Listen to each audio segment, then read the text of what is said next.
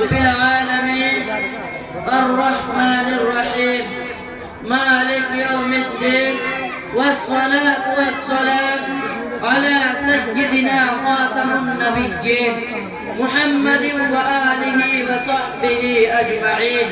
أما بعد، فأعوذ بالله من الشيطان الرجيم. بسم الله الرحمن الرحيم. والذين يؤمنون بما أنزل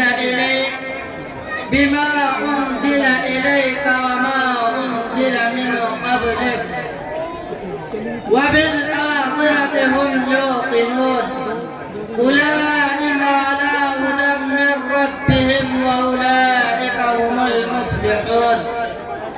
قال النبي صلى الله عليه وسلم: سيكون في أمتي كذابون ثلاثون كلهم يزعم أنه نبي وأنا خاتم النبيين لا نبي بعدي، أو كما قال رسول الله صلى الله عليه وسلم.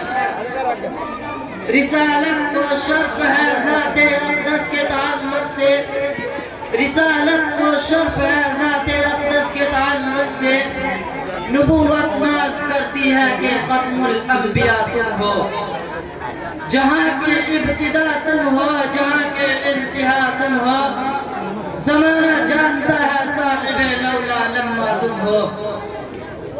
صدر محترم، حاضرین جلسہ اور عزیز ساتھیوں، آج میں سرور دو جہاں فخر کون مکہ شافع المذنبین رحمت للعالمین آقائے نامدار ختم نبوت کے تاجدار حضرت محمد عربی صلی اللہ علیہ وسلم کی ختم نبوت کا تذکرہ کروں گا۔ آج کی اس محفل مبارک میں آپ کو بتاؤں گا کہ رشک شمس و قمر فخر جن و بشر خلاصہ کائنات سید الموجودات صاحب لولاک تاجدار رسالت محبوب کبریا کے سر پر ختم نبوت کا تاج کیوں رکھا گیا، اور ساتھ ہی ساتھ مدعی نبوت مسلمہ پنجاب غلام احمد قادیانی کی گوشمالی بھی کرتا چلوں گا تاکہ کسی درجے میں سنت صدیقی پر عمل کا شرف بھی حاصل ہو جائے۔ حضرات سامعین، سلسلہ نبوت حضرت آدم سبی اللہ سے شروع ہوا اور سرور کائنات فخر موجودات حضرت محمد رسول اللہ صلی اللہ علیہ وسلم پر آ کر ختم ہو گیا۔ اب قیامت تک کے لیے فلاح و نجات کا مدار آپ صلی اللہ علیہ وسلم کی ذات اقدس کو بنا دیا گیا۔